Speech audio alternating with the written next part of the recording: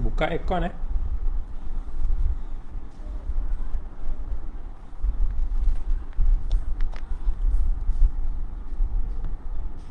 Dura, buka aircon abah.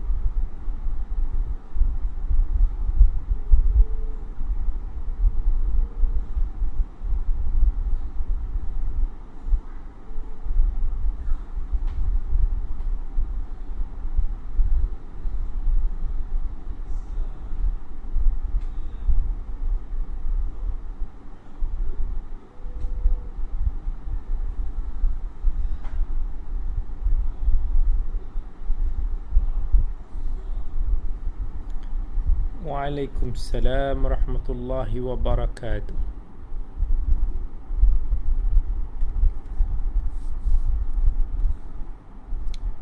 InsyaAllah dalam 2 minit lagi kita akan mulakan sesi pengajian kita pada malam ini. Waalaikumsalam warahmatullahi wabarakatuh. Ahlan wa sahlan kepada yang memberikan salam dan juga yang hadir pada malam ini.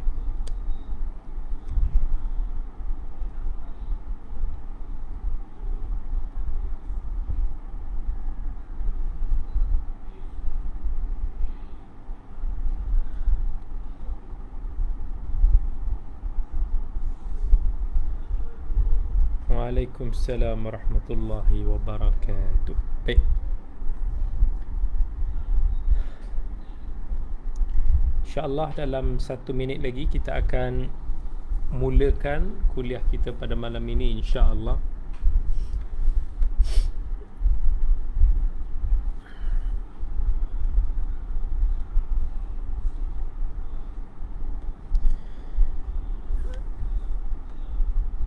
Bismillahirrahmanirrahim.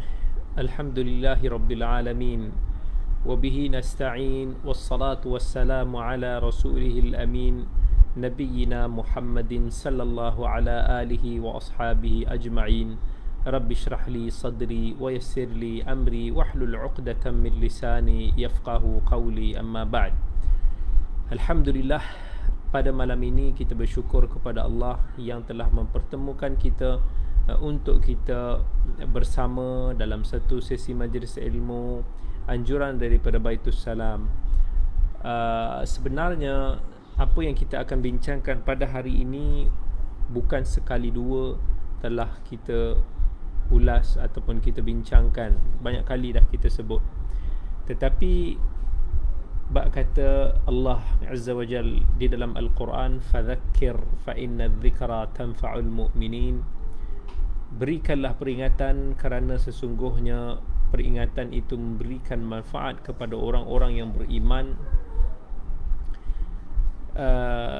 Akhuna saudara Abu Talhah telah menghubungi saya untuk mencadangkan tentang tajuk pada malam ini. tajuk yang saya kira sudah banyak kali kita huraikan, dan saya pun sendiri bagi tahu pada Abu Talha, even kita ulang dan ulang, tetapi seolah-olah perkara itu akan terus berterusan begitulah. Tetapi kata Abu Talha, kita cubalah untuk selagi ruang itu masih wujud, kita cubalah untuk nak memberikan nasihat, memberikan pedoman, iaitu tajuk yang berkaitan dengan sepotong hadis daripada Nabi SAW, sebagaimana yang direkodkan oleh Imam Al-Bukhari dan Imam Muslim dalam sahihaihima, menerusi hadis Abi Hurairah radhiyallahu anhu anna Rasulullah sallallahu alaihi wasallam qala man kana yu'minu billahi wal yawmil akhir falyaqul khairan aw liyasmut. Sesiapa yang beriman kepada Allah dan hari akhirat, hendaklah dia berkata baik ataupun diam. Hadis ini selalu kita dengar. Hadis ini adalah hadis yang ke-15 dalam hadis 40 Imam An-Nawawi. Bukan satu kali, bukan dua kali, bukan tiga kali mungkin kita telah kupas tentang tajuk ini. Tetapi disebabkan ini adalah satu perkara yang Nabi SAW isyaratkan kepada kita bahawa umat ini akan banyak terjebak dengan dosa ini, iaitu dosa yang berkaitan dengan lidah mereka. Mungkin topik ini dicadangkan oleh saudara Abu Talha kerana melihatkan sesetengah keadaan yang berlaku, sama ada di dalam masyarakat ataupun di dalam lingkungan sahabat-sahabat kita, yang seolah-olah tidak mengingati hadis ini, especially bila mana kita sedang bertelingkah ataupun kita sedang berperang dingin, bertengkar dan sebagainya. Kadang-kadang kita mengaku kita sebagai pencinta sunnah Nabi SAW, tetapi di dalam bab ini kita selalu terleka. Macam-macam dosa yang berkaitan dengan lidah yang kita lakukan, dan yang ajaibnya, kita seolah-olah menghalalkan perkara tersebut kerana kita sudah terjebak di dalam talbisu iblis, belitan iblis yang cuba untuk memperindahkan dosa yang kita lakukan sehingga membuatkan kita merasakan perkara itu tidak salah untuk kita lakukan. Kita mengumpat di atas nama agama, kita melakukan provokasi di atas dasar agama. Semua dosa-dosa ini kita lakukan atas alasan menasihati, atas alasan teguran, atau apa sekalipun yang berdasarkan kepada agama. Rasulullah sallallahu alaihi wasallam selalu ingatkan kepada umat baginda tentang keimanan kepada Allah Subhanahu wa taala dan juga hari akhirat, kerana kedua perkara tersebut merupakan tujuan utama dalam segala amalan. Nabi akan sebut man kana yu'minu billahi wal yaumil akhir, sesiapa yang beriman kepada Allah dan hari akhirat. Sebab kita beramal kerana Allah, kita mengharapkan ganjaran Allah. Ganjaran Allah yang kita harapkan itu adalah di hari akhirat kelak. Jadi sesiapa yang benar-benar beriman kepada dua aspek tersebut, kalau kita betul-betul jujur dan kalau kita betul-betul menginginkan ganjaran yang Allah telah sediakan bagi kita di akhirat, maka kita lakukanlah perkara yang telah dipesan oleh baginda sallallahu alaihi wasallam ini. Tanpa pengharapan kepada ganjaran Allah Subhanahu wa taala, maka sudah tentulah sangat sukar untuk kita melakukannya. Sebab apa yang Nabi sebut, apa yang Nabi nak kita buat, iaitu orang yang beriman kepada Allah dan Rasulnya ini, perkara itu pastilah menuntut satu pengorbanan dan perjuangan dalam melawan hawa nafsu serta emosi diri. Allah Subhanahu wa taala dalam suratul Isra menyebut, "Waman arada al-akhirata wa sa'a laha sa'yaha wa huwa mu'min faulaika kana sa'yuhum mashkura." Dan sesiapa yang mengkehendaki akhirat dan berusaha untuk mengerjakan amal-amal yang baik untuk akhirat dengan usaha yang layak baginya, sedangkan dia beriman, maka mereka yang begitu akan diganjari dengan di atas amalan dan usahanya. Hadis yang kita bacakan, "Man kana yu'minu billahi wal yawmil akhir falyaqul khairan aw liyasmut." Hadis ini menjadi dalil bahawa amal saleh termasuk dalam keimanan. Sebab Rasulullah sallallahu alaihi wasallam menjadikan ketiga-tiga amalan tersebut sebagai sebahagian daripada ciri orang yang beriman. Jadi, keimanan seseorang itu boleh bertambah dan berkurang bersesuaian dengan kadar amalannya, ataupun kadar kewujudan suatu ciri keimanan itu di dalam diri dia. Kerana ada di sana pandangan daripada certain kelompok yang mengatakan bahawa amal salih ini tak ada kaitan dan implikasi terhadap keimanan. Once kita beriman, begitulah iman. Kalau kita lebih ataupun kurang dalam amalan, ia tidak memberikan impact.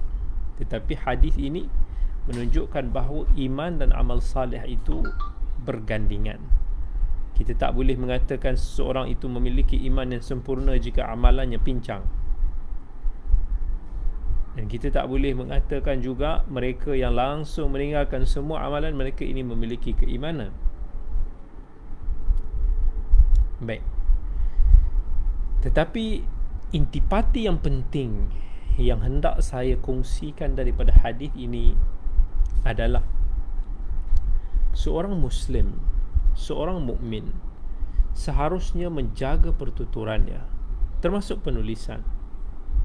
Bila kita kata pertuturan pada zaman ini, banyak tertumpu kepada penulisan di media sosial kita, kerana sekarang ini jari kita adalah merupakan lisan kita.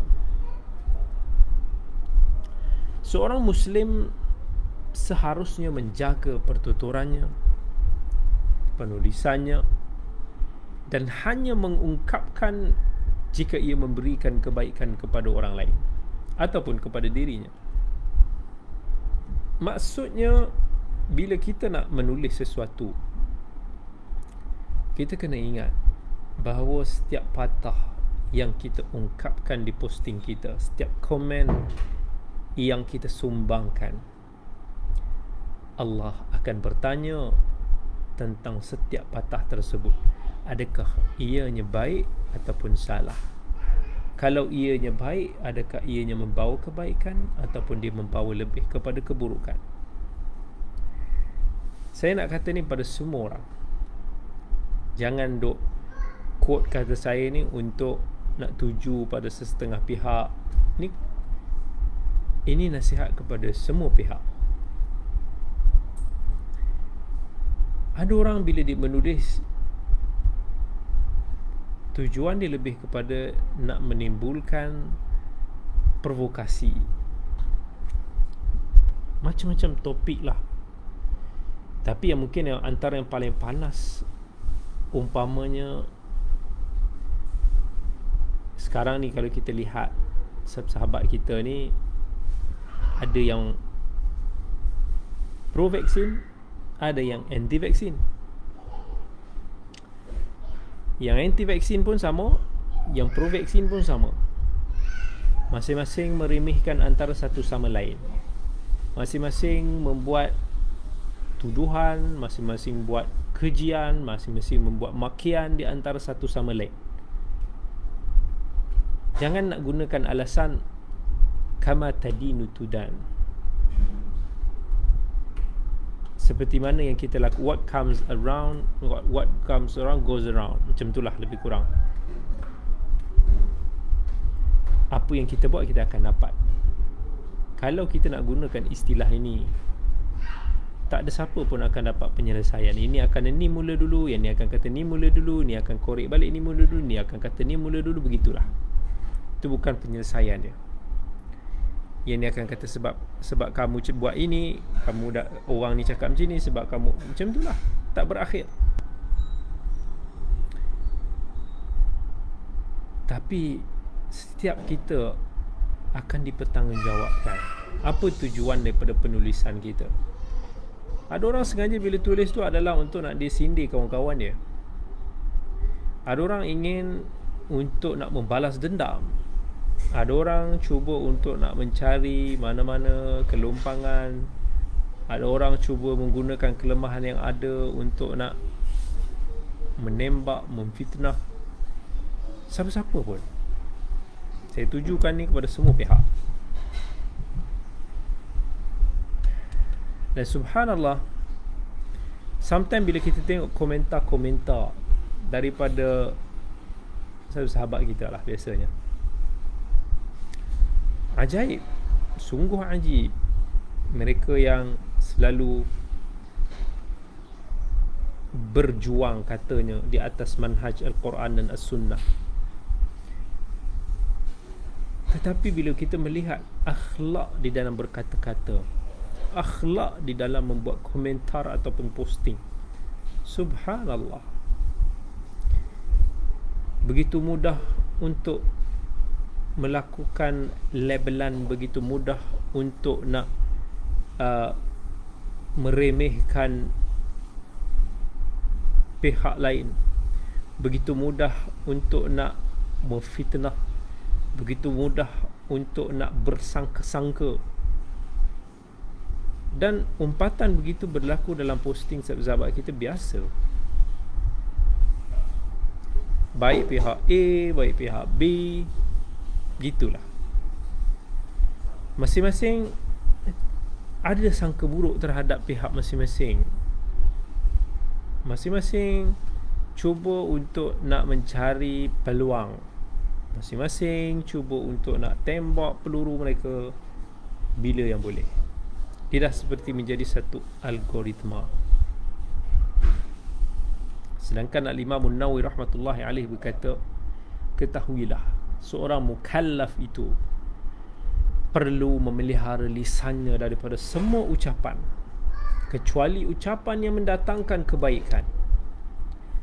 Apabila kebaikan atau keburukan itu kelihatan sama timbangan beratnya, maka meninggalkan ucapan dalam perkara tersebut lebih menepati sunnah.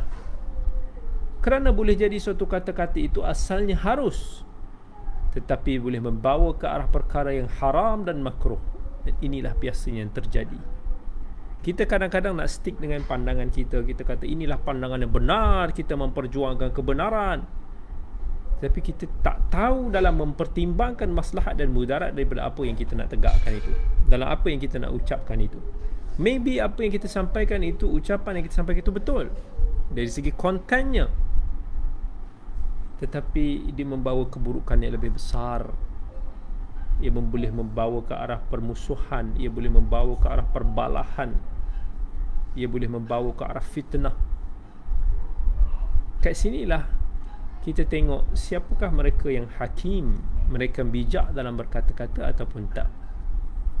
Sebab benda ini menimpa orang yang berilmu, orang yang tak berilmu sama saja.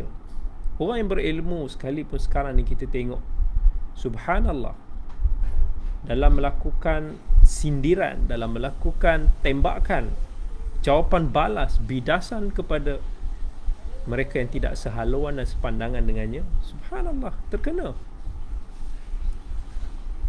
Sometimes kita amazing melihat akhlak sedemikian rupa daripada mereka-mereka yang berilmu. Bukan mereka tak pernah dengar hadis-hadisnya, bukan mereka tak tahu tentang isu ini. Sometimes benda-benda sebeginilah yang dibuat sindiran. Kerana itu Al-Imam Asy-Syafi'i rahmatullahi alaih dalam syairnya mengatakan, wajadtu sukuti matjaran falazimtuhu idza lam ajid ribhan falastu bikhasiri wa massamtu illa fir rijali mutajiru wa tajiruhu ya'lu ala kulli tajiri. Aku mendapati diamku itu sebagai perniagaan. Jika tidak menguntungkan aku, tetap aku tidak kerugian. Sikap diam itu adalah para peniaga yang mengungguli ke semua para peniaga. Tak rugi pun kita memilih untuk nak berdiam diri. Bak kata orang, it doesn't mean apa yang kita nak cakapkan itu perlu kita cakapkan. Ada benda memang kita nak tulis, ada benda memang kita nak komen, ada benda kita nak ulas. Tetapi bila kita renung kembali, kita timbang tara mafsadahnya besar, keburukan yang boleh terhasil itu besar, kita tidak menulis, kita tidak mengucapkan kata-kata tersebut.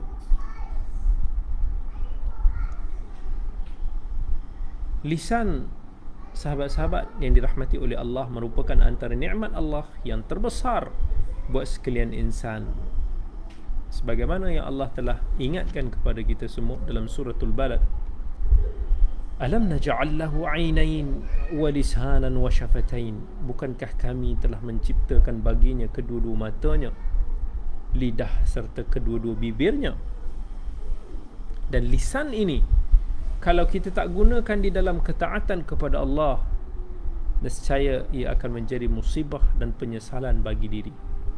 Sebab kelak di akhirat dia akan menjadi musuh yang akan memakan tuannya. Allah kata dalam surah An-Nur, yauma tashhadu alaihim alsinatuhum wa aydihim wa arjuluhum bima kanu ya'malun. Pada hari lidah mereka, tangan mereka serta kaki mereka menjadi saksi terhadap diri mereka sendiri tentang apa yang mereka telah kerjakan dahulu. Banyak nas, banyak hadis, banyak kalamullah yang telah memperingatkan kita tentang kepentingan memelihara lidah kita, lisan kita. Antaranya dalam surah Qaf, Allah sebut, a'udzu billahi minasyaitanir rajim, ma yalfidhu min qawlin illa ladayhi raqibun atid. Tak ada sebarang perkataan yang dilafazkan oleh seseorang itu melainkan ada di sisinya malaikat mengawasi yang sentiasa bersedia untuk mencatat segala baik dan buruk kita. Tapi subhanallah, ada orang yang langsung tak peduli.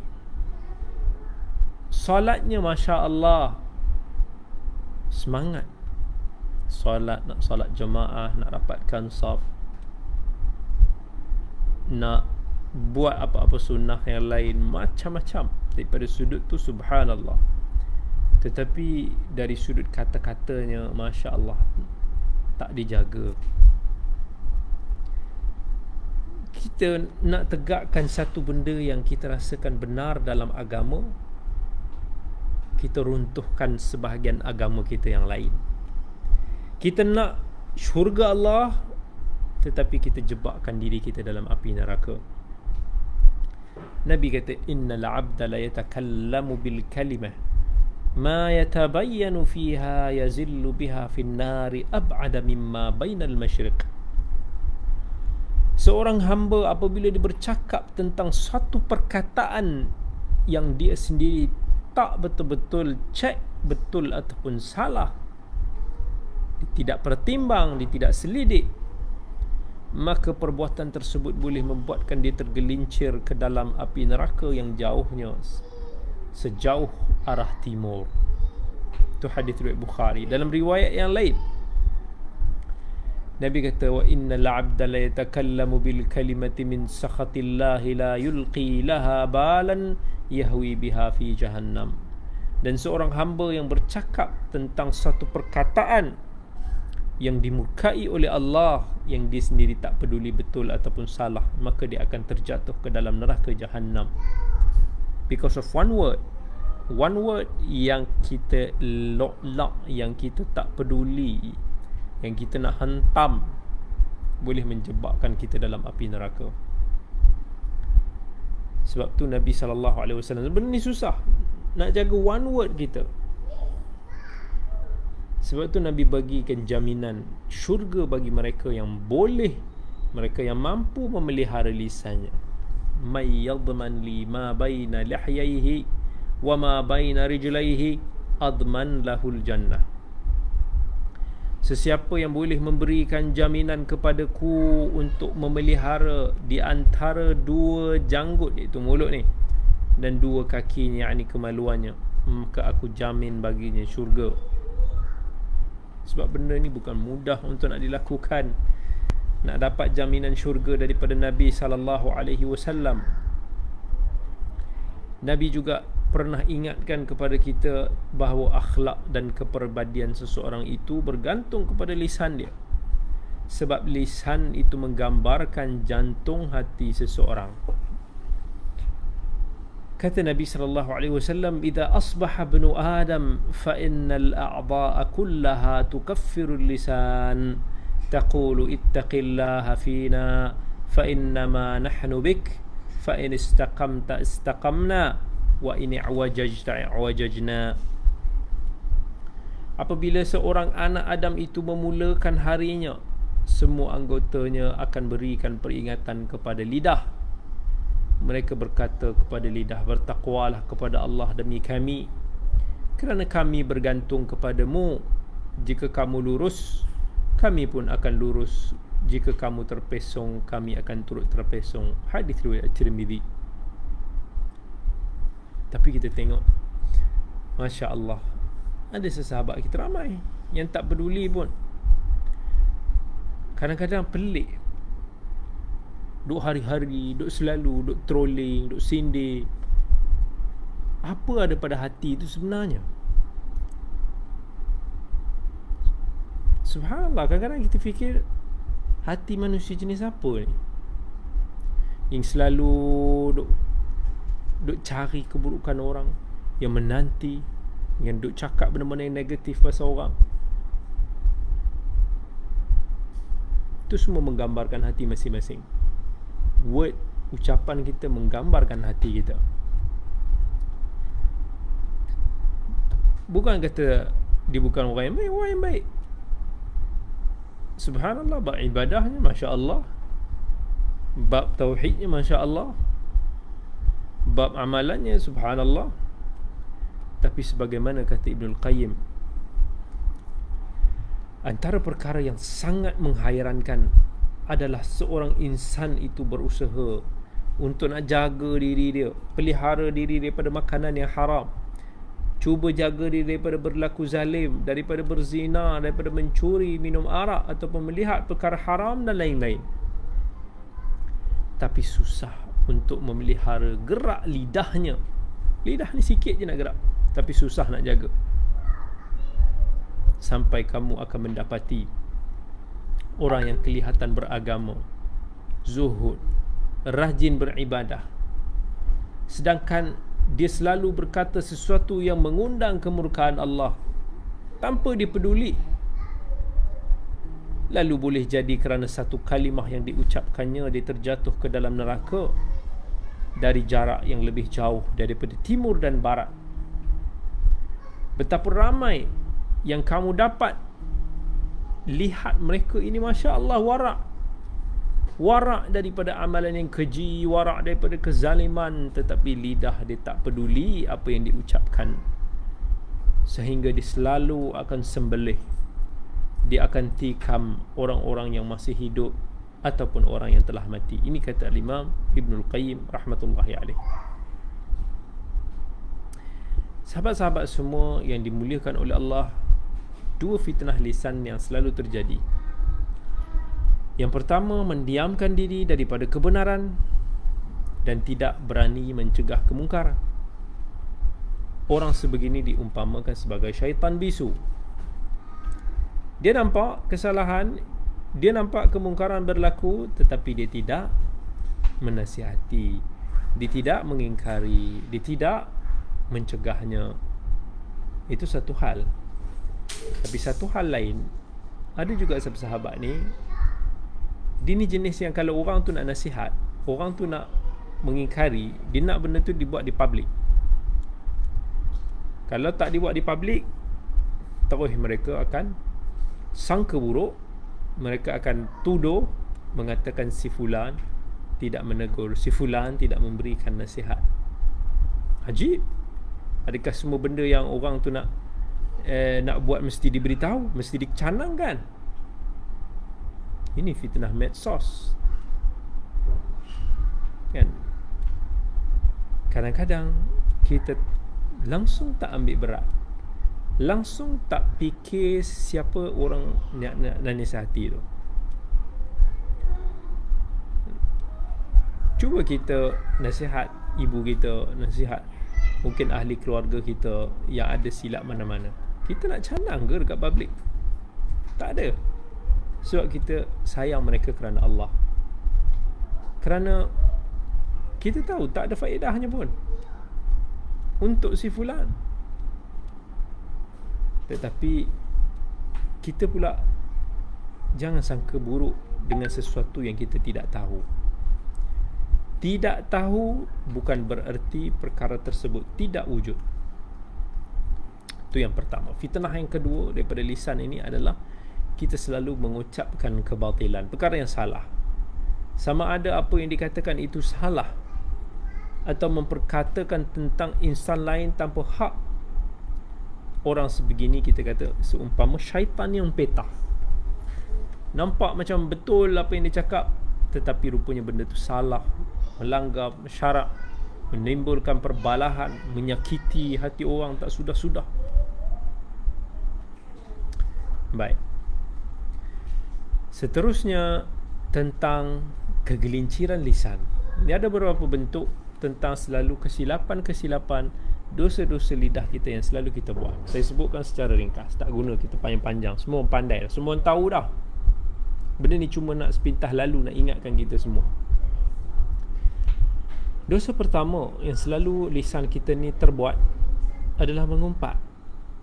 Yakni kita memperkatakan sesuatu yang tak disukai seseorang di belakangnya tanpa keuzuran syarak. Ini sama, buat komen dekat media sosial, duk tembak orang tu, duk macam-macam cakap benda-benda yang orang tu baca pun orang tu tak suka. Kita semua tahu. Jangan kata tak tahu, tapi saja je nak halalkan apa yang kita buat. Tak kira lah apa sekali uzur, kita letak blame to the others. Memang tak sudah kalau kita nak letak kesalahan ke orang lain pun. Kita akan sentiasa betul. Kita akan cari ruang mana-mana kita akan letakkan dosa kita itu pada pihak lain. Sedangkan Allah telah berfirman, wala yaghtab ba'dukum ba'dha ayuhibbu ahadukum ay ya'kula lahma akhihi maitan fakarihtumuh. Janganlah setengah kamu saling mengumpat di antara satu sama lain. Adakah seseorang daripada kamu suka memakan daging saudaranya yang telah mati? Jika demikian keadaan mengumpat, maka sudah tentu kamu berasa jijik kepadanya. Surah Al-Hujurat.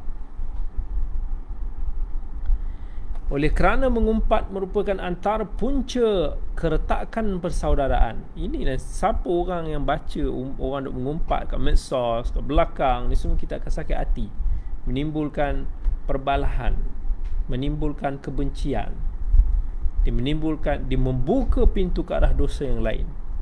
Maka balasannya di akhirat juga sangat pedih. Sebagaimana dalam sebuah hadis Nabi sallallahu alaihi wasallam, lamma urija bi marartu bi qaumin lahum adfarun min nuhasin yakhmishuna wujuhahum wa sudurahum faqultu man haula'i ya Jibril qala haula'i alladhina ya'kuluna luhuman nasi wa yaqa'una fi a'radihim. Ketika aku sedang di Mi'raj ke langit, aku melalui satu kaum yang memiliki kuku-kuku dari tembaga yang sedang mencakar wajah dan dada mereka. Maka aku pun bertanya, siapakah mereka wahai Jibril? Jibril menjawab, mereka adalah orang yang memakan daging manusia, mengumpat dan mencela kehormatannya. Hadis riwayat Abi Daud. Itu dosa yang pertama. Dosa yang kedua adalah dosa mengadu domba, yakni perbuatan yang suka melaga-lagakan orang ataupun mengeruhkan lagi perhubungan sesetengah pihak atau menambahkan lagi sengketa. Ini merupakan antara sifat paling jelek dan tercela. Dalam sebuah hadis Nabi SAW sebut, ala ukhbirukum bisyirarikum al-masyauna bin namimah al-mufsiduna bainal ahibbah al-baghuna lil bura'il anat. Kalian nak tak aku cerita, bagi tahu kepada kamu orang yang paling jahat dalam kalangan kamu? Nabi kata, iaitu mereka yang suka mengadu domba,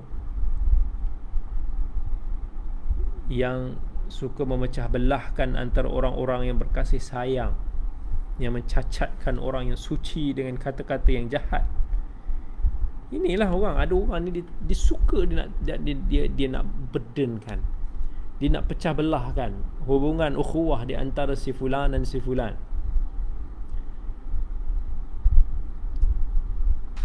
Seolah-olah mereka merasakan si fulan ini liability, si fulan ini beban kepada si fulan, berpisah daripada dia lebih baik. Sedangkan dia bukanlah orang yang kejahatannya lebih daripada kebaikan. Bawa cerita, timbulkan kebencian, serang, bertalu-talu, bertubi-tubi. Nak juga suruh buat sahabat itu bergaduh, membenci, menjauhi. Sebab tu Nabi SAW umpamakan mengadu domba ni seperti sihir. Sebab tujuan dan natijah dia seperti perbuatan sihir yang merosakkan perhubungan dan menimbulkan permusuhan. Nabi SAW sebut, ala unabbi'ukum mal'adha hiya namimatul qalatu bainan nas. Mahukah aku khabarkan kepada kamu apa itu sihir? Nabi kata, yakni perbuatan mengadu domba untuk merosakkan hubungan sesama manusia. Bahkan namimah, mengadu domba, dia boleh merosakkan suatu perhubungan lebih pantas daripada sihir. Sebab itu balasan yang Allah sediakan kepada pelakunya juga sangat besar. Antaranya dalam hadis Bukhari dan Muslim, seorang itu akan mendapat azab kubur. Begitu juga dalam hadis Bukhari dan Muslim, dia akan terhalang daripada memasuki syurga. Itu dosa yang kedua, mengadu domba. Pertama mengumpat, yang kedua mengadu domba, yang ketiga adalah kita bercakap sesuatu isu, sesuatu itu apapun secara berlebihan yang tidak perlu. Termasuk sembang kedai kopi yang berlebihan, sebab dia boleh bawa dosa lain. Berlebih-lebih dalam kita menyembang ni semua boleh bawa dosa mengumpat, fitnah dan sebagainya. Begitu juga dengan sikap orang yang suka sampaikan semua apa yang didengar ataupun dibaca tanpa menyelidiki kesahihan. Golongan anti vaksin petik daripada sana sini, sebar. Golongan pro vaksin, golongan pro ini, golongan ini, semua masing-masing jom melaju je. Asalkan berita yang disampaikan itu favor kita punya kecenderungan, dan itu akan membuatkan kita terjerumus dalam pendustaan tanpa kita sedari. Begitu juga orang yang suka mengulas semua benda yang bukan ahlinya. Dia bukan ahli pun dalam medical, tapi nak cerita bab perubatan, mengalahkan doktor-doktor pakar yang ramai. Dia bukannya pengulas politik, tetapi bab dia nak faham politik dunia ini, subhanallah, terror sungguhlah. Macam-macam lah orang-orang yang kita kata ruwai bidah muncul. Inilah yang boleh membawa fitnah yang besar dalam masyarakat. Sebab tu janganlah duk beria-ria nak ulas semua benda. Tak payahlah. Umar bin Abdul Aziz pesan, man adda kalamahu min amalihi qalla kalamuhu illa fima ya'ni. Sesiapa yang menghitung ucapannya sebahagian daripada amalannya, nescaya akan sedikit ucapannya melainkan apa yang penting buatnya. Yang keempat, berdusta, apatah lagi memfitnah. Kata Nabi SAW, "Iyyakum wal kadhib fa innal kadhiba yahdi ila al fujur wa innal fujura yahdi ila an nar wa ma yazalu ar-rajul yakdhib wa yataharra al-kadhiba hatta yuktaba 'inda Allahi kadzdzaba." Jauhilah kamu daripada sikap suka berbohong, kerana berbohong akan membawa kepada perbuatan maksiat, dan maksiat pula akan membawa kepada neraka seseorang yang sentiasa berdusta dan mencari-cari pendustaan, kelak dia akan dicatat di sisi Allah sebagai pendusta. Hadis riwayat Al-Bukhari. Pun sama, banyak yang kita duk menipu kerana kita tak sedar pun. Yang kelima, banyak dosa-dosa orang. Kita ni banyak buat dosa ni. Apa dia? Mengeji dan menghina. Tak kira lah apa sekalipun, kita menghina batang tubuh, kita menghina pekerjaan, kita menghina karakter, kita menghina whatever bentuk penghinaan, kita menghina tugas, kita merendahkan kedudukan seseorang itu tanpa hak, kita gelar orang tu macam-macam. Sedangkan Nabi bagi tahu, laisal mu'minu bit-ta'an walal la'an walal fahish walal badhi. Bukanlah seorang mukmin itu yang selalu mencela, melaknat, berperangai buruk dan suka menyakiti. Hadis riwayat Tirmizi. Sama je, tak kira mana pihak pun dia akan lakukan benda ni. Rendahkan ini, rendahkan itu, ada saja nak cela. Yang keenam, orang yang berlidah cabang. Orang ini umpama talam dua muka, sebab akan selalu berpura-pura dengan pelbagai pihak, berdusta demi kebaikan diri dia sendiri. Sebab tu Nabi bagi tahu, tajidu min syarrin nas yaumal qiyamah 'inda Allahi dzal wajhain alladhi ya'ti haula'i bi wajhin wa haula'i bi wajh. Kamu akan mendapati seburuk-buruk manusia di sisi Allah pada hari kiamat ialah orang yang bermuka dua, yang jumpa dengan satu kaum dan dengan satu wajah, dengan satu orang lain dengan wajah yang lain. Hadis riwayat Bukhari dan Muslim. Yang ketujuh pun sama, dosa yang kita selalu buat, iaitu menyindir dan melakukan provokasi. Kadang-kadang ada orang yang selalu nak bikin panas. Kalau dia nak sebut pandangan dia, ataupun dia nak kritik pihak orang lain yang tak sehaluan sepandangan, saja je gunakan ayat-ayat sindir, ayat-ayat untuk nak bikin panas, nak puaskan hati. Ada ayat-ayat yang tak perlu kita nak ungkapkan pun. Cukuplah sekadar kita letak point. Kalau kita nak argue, static to the point. Tapi kita tak mau benda tu nampak hambar. Kita bubuh juga provokasi yang boleh puaskan hati kita sendiri. Sedangkan Nabi dah pesan pada kita, inna syaitana qad aysa ay ya'budahu al-musalluna fi jaziratil arab walakin fit tahrishi bainahum. Sesungguhnya syaitan telah berputus asa untuk membuatkan orang menyembahnya di tanah Arab, tetapi syaitan masih tak berputus asa daripada melakukan at-tahrish sesama orang yang beriman. Tahrish tu apa? Iaitu provokasi yang memancing perbalahan, maki hamun, sangka buruk, fitnah dan permusuhan. Saya sebut ringkas, tapi inilah yang berlaku, yang banyak terjadi di dalam kalangan kita. Justru Al-Imam Syafi'i rahmatullahi alaih berpesan dalam sebuah syair. Ini akhir sekali saya sebutlah. Ingat je pesan Imam Syafi'i, ihfaz lisanaka ayyuhal insanu la yaldaghannaka innahu lathu'banu kam fil maqabir min qatil lisanihi kanat tahabu liqa'ahu al-aqranu. Peliharalah lidahmu wahai insan, janganlah biarkan ia menyengat kerana ia umpama ular. Berperamai orang yang sudah mati terbunuh di dalam kuburnya, sedangkan ketika dia masih hidup dia sangat ditakuti oleh orang sezamannya.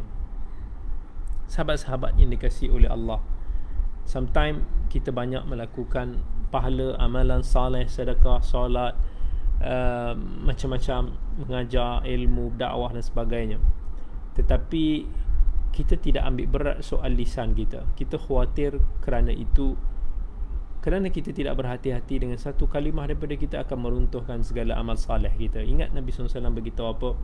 Orang yang zalim kepada orang lain, orang yang duk condemn sana, duk ambil hak orang lain, termasuk dengan lisannya, di akhirat mungkin dia datang dengan pahala yang banyak, tetapi dia akan muflis. Bila mana dia banyak sangat mengumpat orang tu, dia banyak sangat kutuk orang tu, menghina orang tu, tembak orang tu, zalimi orang tu, semua curi, ambil pahala dia sampai dia kering. Kalau tak cukup, dia akan ambil pula dosa orang-orang yang dia zalimi tersebut. Ingat hadis ni, insya-Allah. Ingat pesan Umar bin Abdul Aziz. Ingat, fikir tentang apa yang kita nak ucapkan. Kalau kita fikirkan akibat dia, subhanallah, kita tak akan, sometimes kita nak je tutup je medsos ni, serabut je kan, serabut je tengok benda-benda yang tidak meningkatkan minda kita, yang tidak mencambahkan buah fikiran kita, yang tidak menambah apa-apa pun sumbangan terhadap ummah, yang tidak membawa kebaikan kepada ukhuwah, tapi lebih kepada merosakkan segala-galanya, membantutkan segala minda kita, akhlak kita dan semua benda. Itu yang kita dapati. Kadang kita kecewa, tapi tak apalah, kepada Allah kita berserah. Sebab kata saudara Abu Talha, sekali selagi masih ada ruang, kita menasihati, kita berkongsi, insya-Allah itulah yang kita akan lakukan bersama. Barakallahu li wa lakum. أقول قولي هذا وأستغفر الله العظيم لي ولكم. السلام عليكم ورحمة الله وبركاته.